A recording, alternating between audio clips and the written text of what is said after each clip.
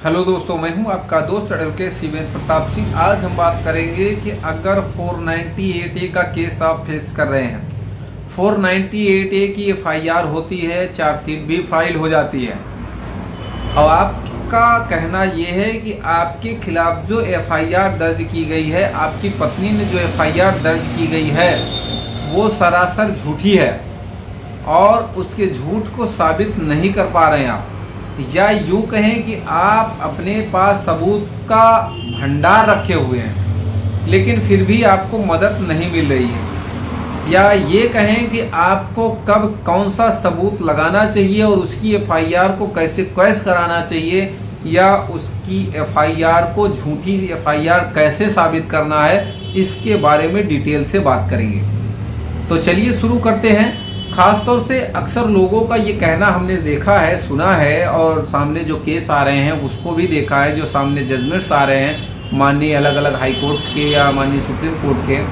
उसमें भी ये साफ पता चलता है कि 498A के केस 90% झूठे हैं, झूठे आधारों पर लिखाए जाते हैं। तो अगर देखिए, सबसे पहला काम एफआईआर उठाइए।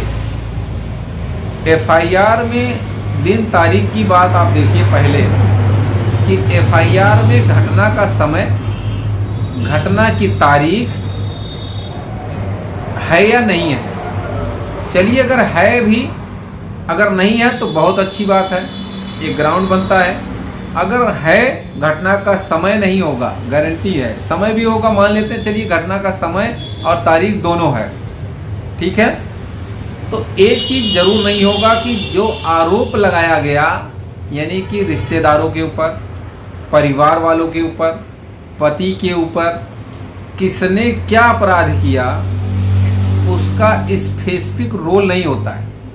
अगर स्पेसिफिक रोल नहीं बताया गया किसी का कि किस व्यक्ति ने कौन सा अपराध किया है, तो उसके संदर्भ में कई जजमेंट्स हैं, उसको लगाएंगे तो नाम भी कट जाएगा, एफआईआर रद्द भी हो जाएगी।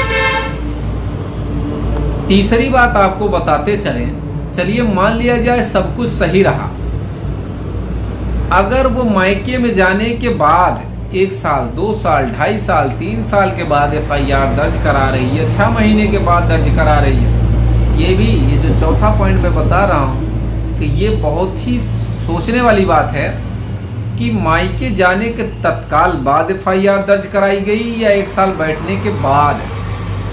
ध्यान रखें, मैंने जहां तक अनुभव किया है या मेरे पास जितने केसेस हैं, लगभग आपको मैं बताऊं, कोई भी पत्नी तुरंत एफआईआर नहीं दर्ज कराती, या यूं कहें ससुराल में रहते ही एफआईआर नहीं दर्ज कराती।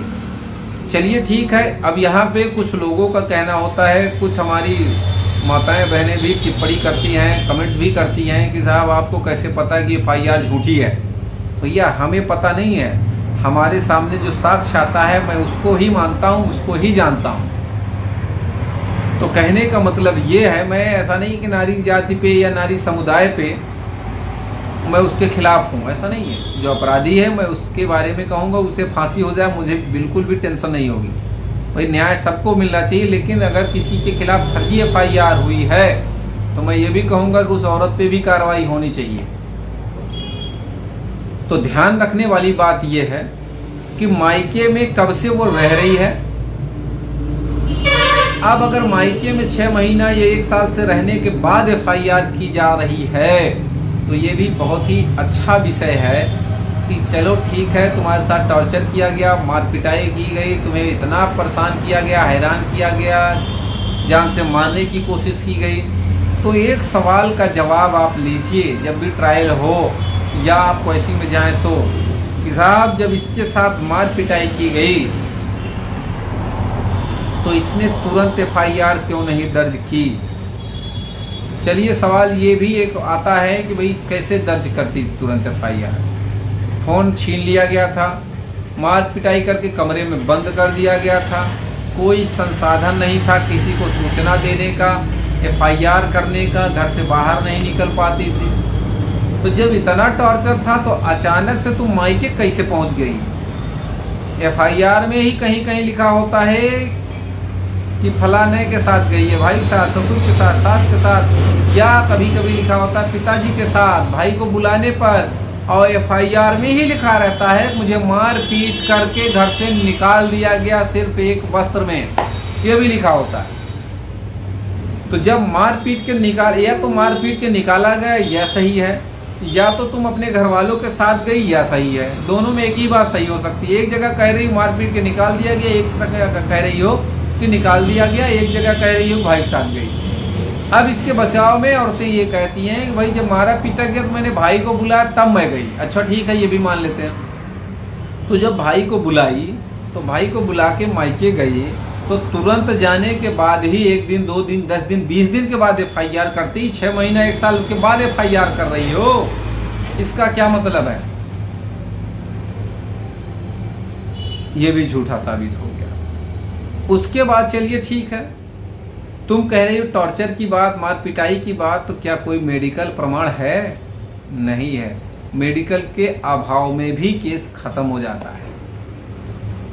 चलिए एक और दमदार बात बताते हैं। कभी कभी तो पति के तलाक के बाद 498A का केस ईर्ष्या बस, खुन्नस बस, चिढ़न बस, जलन बस, बदले की भावना से कराया जाता है। तो ऐसे में भी दमदार जजमेंट्स हैं। कुल मिला के यूं कहा जाए कि बहुत से जजमेंट्स हैं पति के फेवर में, एफआईआर क्वेशिंग के संबंध में। सही बात यह है कि 498A में सही समय पे सही काम करिए, आप 1% भी हैरानी आपको नहीं होगी, न बहुत पैसा खर्च होगा। बहुत पैसा नहीं खर्च होगा, मेरे ख्याल से 20-30 हज़ार रख लेंगे तो शायद जीवन भर मुकदमा लड़ लेंगे अगर सही से काम करेंगे तो अगर कोई सवाल आपका शेष रह जाता है, कुछ आपको पूछना है, तो स्क्रीन पर चल रहे नंबर पे फ़ोन कर लें। और एक निवेदन ये है कि अगर आपको मेरा वीडियो अच्छा लगता है तो कमेंट बॉक्स में कमेंट ज़रूर कर दें। तो उम्मीद करता हूँ, आशा करता हूँ आज का यह वीडियो आपको बेहद पसंद आया होगा। अगर वीडियो पसंद आया तो वीडियो को लाइक करें, शेयर करें, यूट्यूब चैनल को ज़रूर सब्सक्राइब करें।